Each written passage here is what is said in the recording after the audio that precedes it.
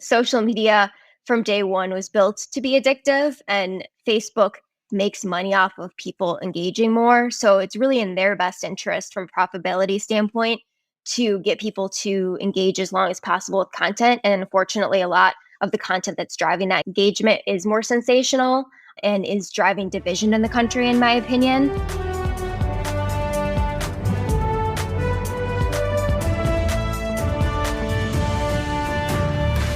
Hi, everybody. This is How Tech Becomes Law, a public interest tech podcast about technology, public policy, and career advice. We are your co-hosts, Jinyan, Zang, and Dhruv Gupta. This week, we have a conversation with Megan Clasen from Gambit Strategies about digital advertising, especially for political campaigns, and how to regulate social media. Megan started her own firm, Gambit Strategies, after working in digital advertising for over 10 years, from the largest brand advertisers in the country to multiple presidential campaigns, and all the way up and down the ballot. Most recently, she was a senior paid media advisor to Joe Biden's campaign, leading their digital advertising work and executing the largest digital ads program ever run by a Democratic campaign. Before that, she led JB Pritzker's digital efforts in his successful campaign for governor in Illinois, which Politico called the best campaign money can buy, and recognized as the best online advertising campaign at the 2019 Reed Awards. Thank you so much for joining us today, Megan. It's great to meet you and would love to hear more about you. Can you tell us a little bit more about your role on the Biden 2020 campaign? Yeah, thanks so much for having me. I was actually brought on during the general election in the Biden campaign. I actually worked for Kamala Harris during the primary and helped lead her digital persuasion efforts. And then when Biden became the nominee, I was asked to come onto the campaign as a senior advisor and lead their digital advertising team as a stand-in digital advertising director. My main focus being digital persuasion, which is what we call the digital advertising programs that aim to identify swing voters and change their minds. I also worked on some of the mobilization or GOTV efforts, which are campaigns that seek to identify people who are low propensity voters and get them to turn out for your candidate. So it was a mix of those things, but I would say primarily working on the persuasion side of things.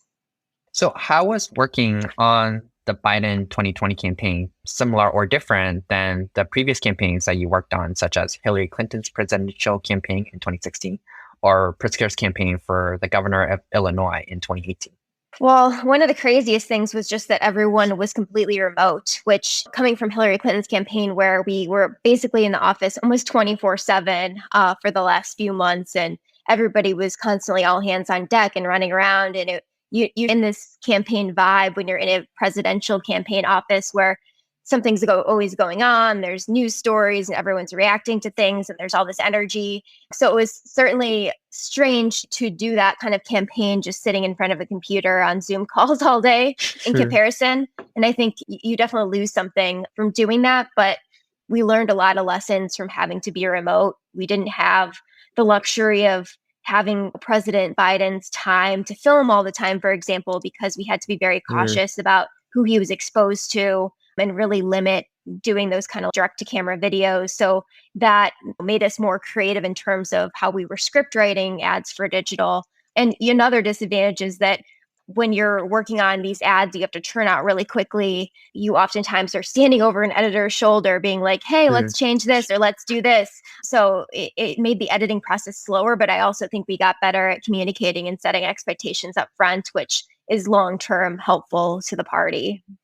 And then I would say the other piece is in 2016, it was a much bigger battle to get funding for digital advertising. People definitely still perceived TV as king. That was where the most of our investment was going. And from a creative perspective, we were really just mostly taking our television ads and putting them online, maybe making some banner ads for those kind of concepts that weren't video. But since then, I think our digital advertising team always recognized this, but the larger Democratic Party has recognized that it's really important to invest in digital first creative because people's attention spans and the creative experience is very different online. So since 2016, there's been, I would say, a lot has evolved in the space in terms of both creative, but also the investment, the percent of money for paid media that goes into digital as compared to TV and other places. Yeah, can you actually expand on that more when you say, so over the last 4 years from 2016 to the present, how have they evolved, or what are the differences that you see in terms of the ads themselves that is running on the campaign in terms of television versus on digital platforms? Well, when we make video ads for online, a lot of times we're thinking very intentionally about the user experience on every platform. For example, on Facebook, 90+% of the impressions are served on a mobile device with no audio. People are scrolling through their news feed on Facebook and Instagram. They're spending 3 to 5 seconds with an ad. So you really have to make creative that either capture someone's attention so that they stay and they watch it, or gets a message across in 3 seconds, something very simple that they can grasp right away. Otherwise, you're just wasting your money because they're not going to sit there and watch some 30-second TV ad. And even YouTube, where you can run force view 15-second ads, a lot of YouTube impressions are also served on a mobile phone. So making sure that any imagery is easily seen on a mobile phone that has obviously a smaller screen, and just really optimizing that way. That's been a huge effort over the last 4 years for me. Have you found that the easiest way to do that is micro-targeting, like targeting folks based on some sort of segmentation? What attributes might you use to do that, if you do? Yeah, micro-targeting is definitely really important. We always say that digital should be both a broadcast and a narrowcast medium, meaning that I think you always, because people spend so much time online and platforms have different varying degrees of ability to target. Facebook, for example, you can get very narrow, but a partner like Hulu, you don't really have the best data available to be able to narrow in on that audience. But that doesn't mean that we shouldn't be investing in online streaming, for example, because we know those are really premium ad impressions. But when it comes to micro targeting, we work really closely with our analytics team to identify, first of all, who is persuadable, and then what messages persuade different groups of individuals that we need to reach online, so that we can set up different tracks to reach them with the right message.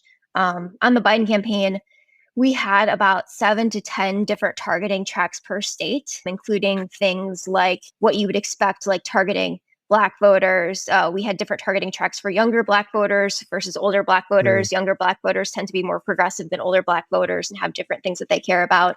We had many different segments for different groups of Hispanic and Latinx voters. And again, making sure that we're getting both, I would say both in terms of the message that different groups of Hispanic and Latinx voters care about, which really varies a lot, as well as the right language, which can be really tricky because it's both the exact language that they speak, but also some people consume in Spanish and English online. And how are we ensuring that we're reaching people who have, with the proper creative, who are consuming in English online and using that targeting? But even beyond that, we had tracks like a veterans track. When Trump had those atrocious comments about people in our military who had served, we launched a track targeting veterans in our battleground states, talking about how horrible that was. And then we served them messaging later about how Joe Biden had gotten endorsed by a bunch of military leaders who thought that he would be the best person to serve the country. We had a rural track for voters who lived in super rural areas in different battleground states. We had a seniors track for voters over 65. So just making sure that we were serving people messages that they care, that were the issues that they cared about the most. So that's really interesting in terms of all the different segmentation that you just talked about. And I was curious if you can expand on a little more, and especially given the amount of data that would be available to you. So as an example, when you said targeting different Latinx voters based on potentially the language that they prefer or they speak, is how you think about how you determine that, and whether voters themselves would feel in terms of seeing different types of ads than their neighbors, because the campaign has determined that this is a Spanish-speaking Latinx voter and their neighbor is an English-speaking Latinx voter. Yeah. Well, it's like, number one, we always start with the voter file and analyzing the people who actually turn out and vote. So some of it will be first-party data that we're uploading to Facebook and potentially programmatically, where we're trying to reach people that we know are going to vote, or doing some lookalike model using a seed audience to reach voters that are similar to other groups of voters. But because Facebook and Google have taken away a lot of data that political advertisers can use to reach people, we're very reliant on geographic data because your Mhm. geography is a really good indicator of who you are. It can indicate things like race or education or household income. So using different people's zip code to really hone in on the type of messages that they might be receptive to has been really helpful to us. Does that raise, if Google is taking information away and Facebook is taking information away, does that raise privacy concerns? Is that the thought process behind reducing maybe the granularity with which you can segment? Or is that something that you weren't, really concerned about in the first place and we're finding folks are okay with this kind of targeting? I think that Google and Facebook, when they're thinking about data privacy, I think that they're taking an approach where, from an advertising perspective, where they would rather be cautious with digital advertisers. I can't say that they're taking the same approach when it comes to organic content, but when it comes to paid, they've been a little bit more careful as to what data is available and how we can reach people. So yeah, I mean, expanding on that point in terms of the work that you do with the campaigns on platforms such as Facebook and YouTube and Twitter and others, where there is this trend on a lot of these platforms for sensationalism and potentially even for misinformation and disinformation that we've seen both in the political sphere, but also more recently when it comes to healthcare information with COVID and vaccines and other kinds of areas. How has that impacted your work with these platforms in terms of working with these campaigns and making sure that the campaign's messages are actually breaking through? Yeah, that's a great question. Social media from day one was built to be addictive, and Facebook makes money off of people engaging more. So it's really in their best interest from a profitability standpoint to get people to engage as long as possible with content. And unfortunately, a lot of the content that's driving that engagement is more sensational and is driving division in the country, in my opinion. And I think that we'll hear all the time, like, Democrats need to be better at social media like Republicans are. And Republicans are right now manipulating the algorithm by posting content intentionally that's sensational to drive engagement. They've learned that they can do this by actually engaging liberals. A pretty big campaign on Twitter, people saying, please do not share Republicans' content, even if it's crazy, because we're actually contributing to the spread by retweeting them and saying, this is messed up, and trying to call out the fact that what they're saying is untrue or crazy, but that actually leads to more people ultimately seeing that content. So we have to be really careful because they're using that knowledge to get more eyeballs on their posts. I mean, I don't think it's responsible for anyone. I don't think Democrats have stayed away from this so far, but I don't think it's responsible for leaders to be intentionally driving division in America for the sake of getting extra social media engagement. That's not right. And I think that Democrats have to continue to try to break through by doing things that are helpful to Americans, by having policies that appeal to people. And that might mean that we have to rely more on paid advertising to get that content in front of people. But I still think that that's the right thing to do for the country, because I don't think we should be contributing to a problem that's already snowballing. How are you navigating the trade-off of, we got to get as many eyes on Democratic messaging, we got to get Democratic messaging out there, and also we don't want to contribute to sensationalism and we don't want to feed this giant monster that's out there while still wanting to win? Yeah. It's like, it's such a tough choice because partially when you think about the things that overall we're trying to accomplish, for example, if we want to say, oh, I wish we could get more seats in the Senate so that we could pass a $15 minimum wage. Just that's coming from a good place. And maybe we could win more Senate seats if we started being more sensational on social media and getting more eyeballs on senators' posts. But I also think that ultimately we have to think about the long-term fate of our country. And I think the divisiveness is already very extreme right now. And we don't want to lead ourselves into a place where we are so torn apart that it leaves an opening for somebody even worse than Trump to come in and take over. We don't want to end our democracy because we want to elect some people today in the next 5 to 10 years. So I think we do need to be responsible from that perspective, even though it's hard. It's hard to feel like you're playing the same game with different rules. I think you mentioned some really interesting insight, and I'm curious to if you can expand more in terms of this tension between possibly Republicans or right-wing politicians and political actors leveraging the platforms by posting sensational or potentially even misinformation as their posts and having that go viral and spread for free with the platforms delivering it on their behalf. Versus if Democrats are hiring individuals like yourself and your colleagues for paid media and actually paying the platforms to deliver their content, is that rewarding the platforms essentially for bad behavior or issues with their algorithms by actually paying them to deliver content that should hopefully be going viral in the first place? I know it's so terrible. I wish we could stop spending on Facebook today, but the reality of the situation is we have to reach people where they're spending time in order to be able to capture their attention. More people now get their news from social media than local news, which is terrifying, but that means we have to be there and we have to be giving people that information. And there's so many studies that have shown that the only way to combat misinformation is to get that proper information in front of people. So it's really just a reality that we live in until we're able to figure out a solution or a way to regulate either misinformation as a whole or at least the way that these algorithms are being built. Yeah, well, speaking of regulation in the free market, we have these organizations self-regulating to some extent, with Facebook announcing this past month that they'll be deprioritizing some political posts. What do you think? Can it make a difference?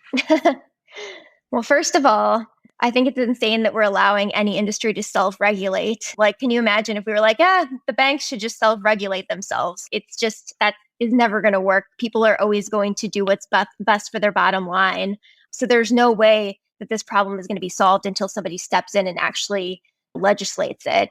I don't think that what they're doing is going to stop the spread of misinformation because essentially it is deprioritizing political content from political contributors, which in theory should stop some of that. But any individual who shares something is still going to be able to share that. It's not going to be taken down. So once that idea is out there on the internet and there's some meme out there that a million individuals are sharing on their private pages, Facebook's not going to be pulling that down. What they are going to be doing is deprioritizing CNN or deprioritizing New York Times. Maybe like Ben Shapiro also gets deprioritized or Tucker Carlson, but at what cost? We're going to be deprioritizing actual news organizations as well. So I don't think that it helps stop the spread. Does that make your job harder?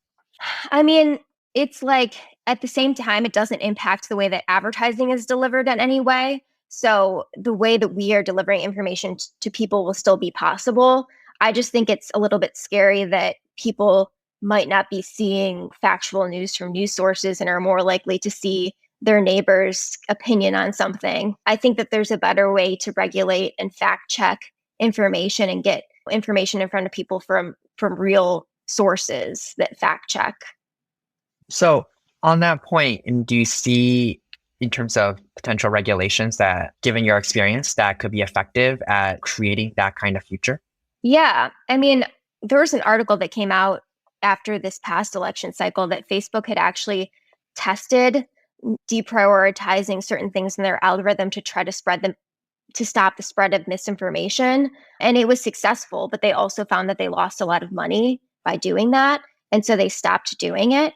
So I think that there are ways for us to regulate both the way that Facebook's prioritizing what information is seen by people at scale and also forcing them to take a harder stance on fake information and pulling it down. Because right now there's this push and pull between free speech and regulation. But at the very least, an algorithm is not free speech. Even if you were to argue anyone can post what they want, that is free speech. If you want to make that hardline argument, fine. But that doesn't mean that Facebook should be able to then put that fake information in front of whoever it wants at whatever frequency it wants. So, I mean, in my opinion, we should regulate both pieces. And I don't think that fake information should be able to be posted on these platforms and be profited off of. But I think that the first step could be figuring out a way to get them to reduce the spread. One thing that I read somewhere, someone said something like, which really resonated with me, you never see pornography on Facebook. That's because Facebook doesn't want that on their platform. they very much understand how to remove content that they don't want on their platform from their platform. They have the most data probably of any company in the world. They know how to pull down misinformation. They just don't want to. That makes sense. What does I guess with pornography, it's a little bit more obvious, right? There's an image, you can kind of figure out this image probably shouldn't be on Facebook. With misinformation, it might be a little harder. You mentioned fact checking earlier. Who is a reliable source for fact checking? Is that the government's job? Is that, I guess right now we have third party organizations that do that. What do you think? Yeah, I think that having third party organizations that have no partisan affiliation would be ideal, because I don't think Facebook should be regulating it themselves. So I think having third party fact checkers would be the best bet. Facebook has added some policies where people can self-report if they think content is fake, but I don't think that we can assume that the individuals are going to be able to stop the problem, the scale of the problem. There's also the fact that a lot of these pieces of fake information are coming from the same sources. So as we identify those sources, we can then, it's easy for them to then keep an eye on the same exact sources over and over. There's the contributors that are pushing this out, I think are not as many as, they're not as wide scale as you think. There's websites that are going to continue to post fake information over and over. So being able to either block them from the platform if they're violating Facebook's rules, and taking a harder stance on that. I know Facebook has taken that action when it's gotten really extreme at certain points, including Donald Trump. But I think there's a better way to be able to gather that information. And the more time that goes by, the more fake information Facebook's going to be able to pull down, because it's going to continue to have that data on who are the people who are doing it. Well, thank you so much for spending this time talking about your experience and your career working in digital ads and politics. And I was just hoping that if you can talk a little more about your journey, in terms of going from starting out 10, 15 years ago, working more in the private sector, to today, where now you have your own consulting firm as well, Gambit Strategies, and being an entrepreneur, starting in a pandemic, and what that experience has been like. Yeah. So I recently started my own firm, but prior to that, I actually started my career in brand advertising and was working for big brands like Samsung and AT&T in New York. I actually moved to New York. When I graduated college, I worked in Cleveland, where I'm from, for about a year and a half, and basically just saved money because I knew I wanted to move to a big city. So I moved to New York City with no job and just started frantically networking after signing a lease on an apartment that I couldn't afford, and ended up falling into a digital advertising role working on brands. But after doing that for a few years, I felt like I was working really hard, which I'm a very hardworking person, but it felt like, to what end? I don't need to sell more Samsung TVs, stay up till midnight working to sell more Samsung TVs.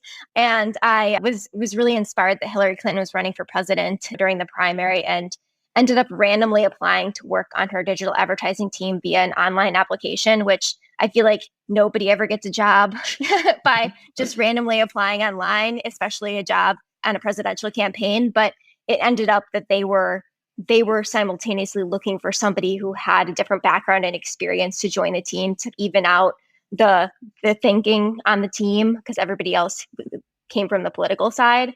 So I was, I think, the fifth employee, and helped build a 30-person team, and was really excited to be able to be on the team, but then was devastated by the loss. You work such long hours, and it's so emotional when you're on a campaign like that, that it was definitely very difficult to go through that. But I knew I wanted to stay in politics and keep fighting the battle, and ended up getting connected with JB Pritzker, who was running for governor at that time in Illinois. And I met with him, and he was very much like, digital is my top priority. I want to run the largest, most innovative statewide digital program that's ever been run. I want to test the limits on what can be done. So it was a huge opportunity. So I ended up moving to Chicago to run his digital operation, which was awesome. It was a great learning experience. And he meant what he said. He was really willing to help do whatever it took to make our program successful, whether it was filming some silly video, or we had weekly meetings to talk through what was going on and brainstorm new ideas for social media and for video. So it was awesome. And then I went to a big firm called GMB, which is like I would say probably the largest advertising firm in the Democratic space. They do TV and comms and digital, and was brought on to lead Kamala Harris's persuasion effort in the primary, as well as just lead their digital political practice, which was a great experience. It was awesome to see the inner workings of a larger political firm, and like really enjoyed working with everybody there. And then ultimately was asked to join the Biden campaign, which is, we already talked about that, so we don't have to touch on it again. But it was great to be able to really, I mean, at first I was honestly hesitant because I'm like, I don't know if I can emotionally handle losing to Donald Trump again. It was definitely a concern.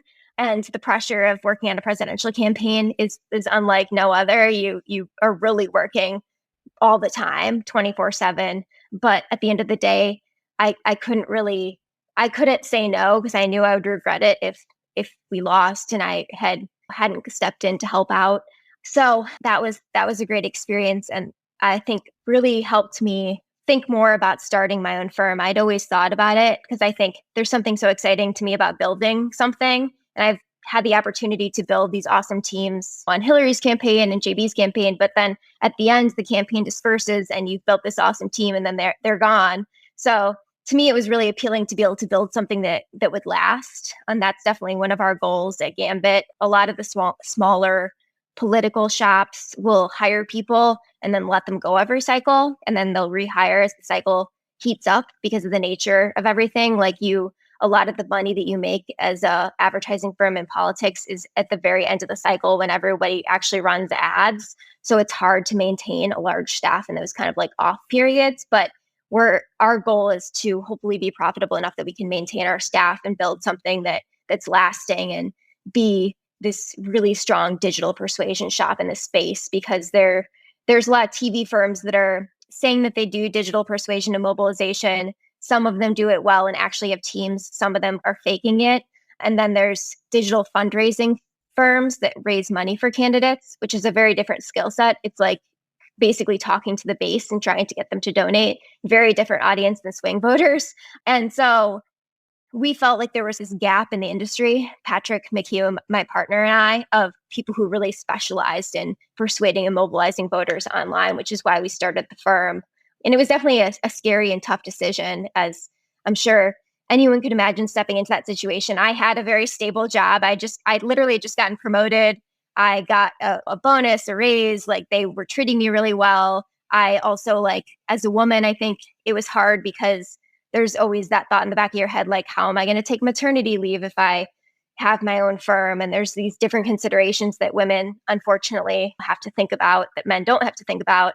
But I remember a friend of mine that I called for advice was like, listen, men take these chances all the time, and women and diverse groups of people are always the ones who are hesitant. You just have to do it.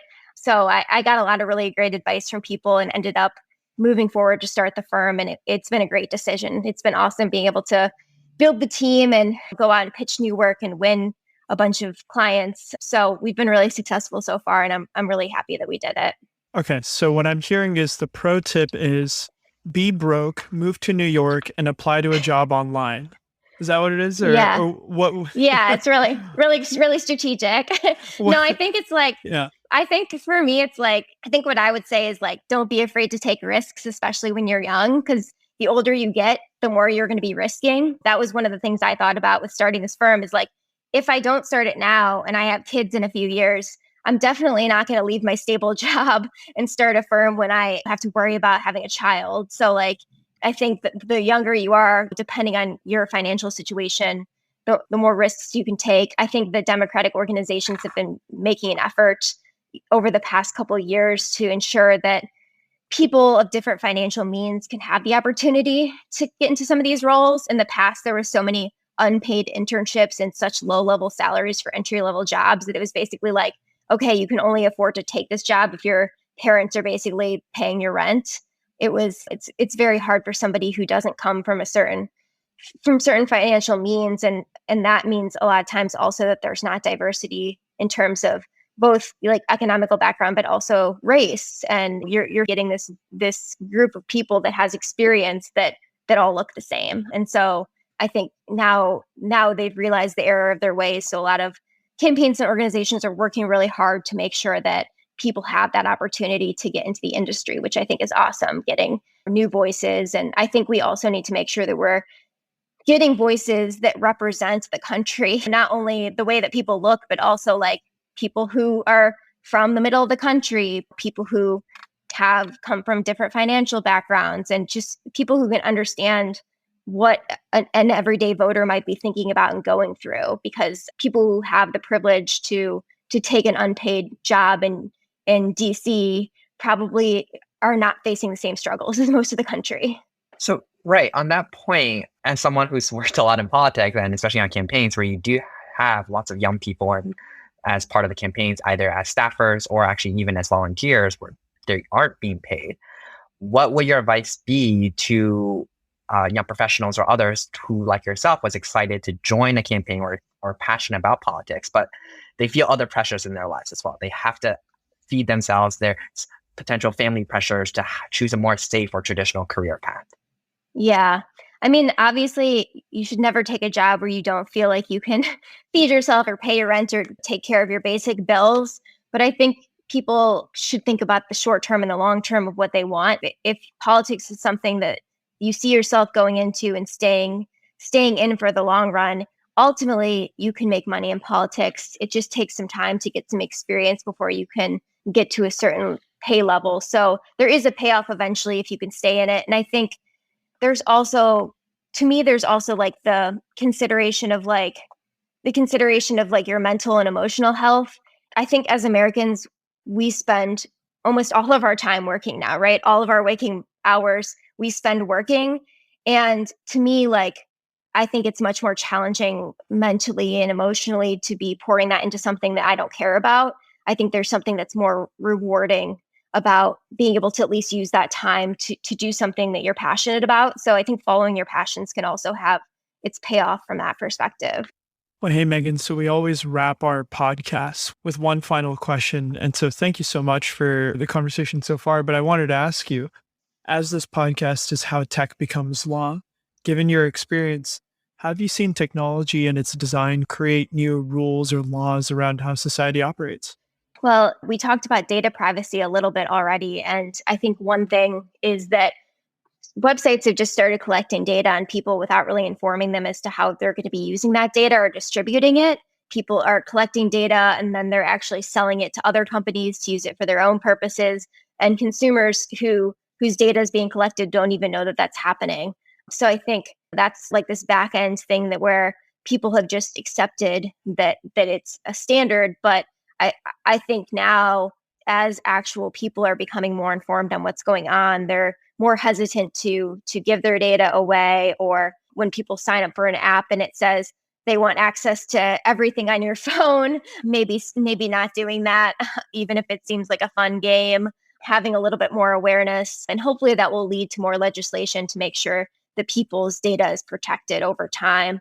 Generally, I think if you're going to be seeing advertising, for example, it's helpful if that ad is at least somewhat relevant to you, but that doesn't mean that like every single piece of data about you should be out there in the world for anyone to use. I think that there should be some standard set in terms of like how you opt in for your data to be collected, what types of data is acceptable to be collected, how data can be bought and sold once, it's collected by companies. So all of that ultimately needs new laws. And the other thing that we already, talked about a bit is just like information distribution. As the internet basically has evolved and we've gotten social media, as well as like everyone's become a content creator, it's people used to get their news from the TV or from certain actual news sources, but now information is just being gathered by anyone and everyone and distributed in so many different ways that it's really changing how we think about things and how society operates in some ways. Just even if we look at the way that vaccine misinformation has impacted our entire healthcare system, and at this point is bringing back mask mandates because people don't think it's safe to get the vaccine. We're seeing parents scared to send their children to school and people being scared to get the vaccine because of misinformation that they've read on Facebook. The implications are crazy and so widespread. And I think that, as we talked about before, the regulation is just so important, especially when it comes to national emergencies. Like, who knows what the next emergency is going to be where people could be seeing misinformation online. I don't think we can assume that this vaccine misinformation crisis is one of a kind. I think that we're going to continue to see that people are going to use the spread of misinformation to their advantage. Yeah, absolutely. Definitely some big risks here, some big problems to tackle. Well, hey, thank you so much for joining us, Megan. We really appreciate your time. This was a really fun conversation. And then thank you for listening. I'm Dhruv Gupta with Jinyan Zang, and this was How Tech Becomes Law. Thanks for listening to How Tech Becomes Law. We are supported by the Public Interest Tech Lab. You can find us online at howtechbecomeslaw.org and on social media channels at Tech Becomes Law. The music for this podcast was produced by Clarence Yap. If you enjoyed this podcast, please leave us a review on your podcast platform of choice. It really helps other listeners discover us. Thanks again for listening, and come back next week for another conversation on how tech becomes law.